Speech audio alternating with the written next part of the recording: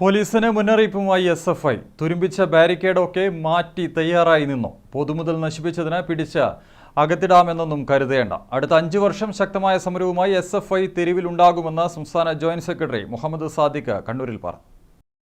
ഇനി സമരകാലമെന്ന് പ്രഖ്യാപിക്കുകയാണ് SFI. 10 ദിവസമായിട്ടും മുഖ്യമന്ത്രി ആരെന്ന് പറയാൻ കഴിയാത്ത സംവിധാനത്തിന് പാഠപുസ്തകങ്ങൾ കൃത്യസമയത്ത് കൊടുക്കാൻ കഴിയുമെന്ന വിശ്വാസം വേണ്ട എന്ന് SFI സംസ്ഥാന ജോയിന്റ് സെക്രട്ടറി മുഹമ്മദ് സാദിഖ് പറഞ്ഞു. 10 ദിവസമായിട്ടും മുഖ്യമന്ത്രിയെ പോലും പ്രദാനം ചെയ്യാൻ പറ്റാത്ത ഒരു സംവിധാനത്തിന് പാഠപുസ്തകം പോലും കിട്ടാത്ത സ്ഥിതി വരും.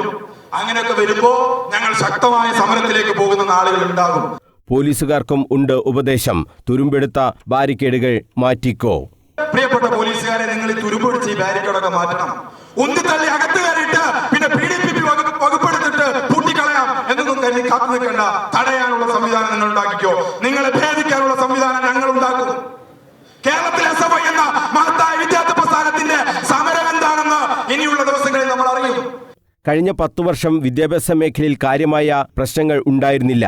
പ്രശ്നങ്ങൾ ഉണ്ടായപ്പോൾ SFI സമരരംഗത്തും ഉണ്ടായിരുന്നു. ഇനി അങ്ങോട്ട് സമരകാലം തന്നെ ആയിരിക്കുമെന്നും മുഹമ്മദ് സാദിഖ് മുന്നറിയിപ്പ് നൽകി. നീറ്റ് ചോദ്യപേപ്പർ ചോർച്ചയുമായി ബന്ധപ്പെട്ട് കണ്ണൂർ ഹെഡ് പോസ്റ്റ് ഓഫീസിലേക്ക് നടത്തിയ പ്രതിഷേധ മാർച്ചിലാണ് SFI നേതാവിന്റെ മുന്നറിയിപ്പ്. News bureau, Kannur.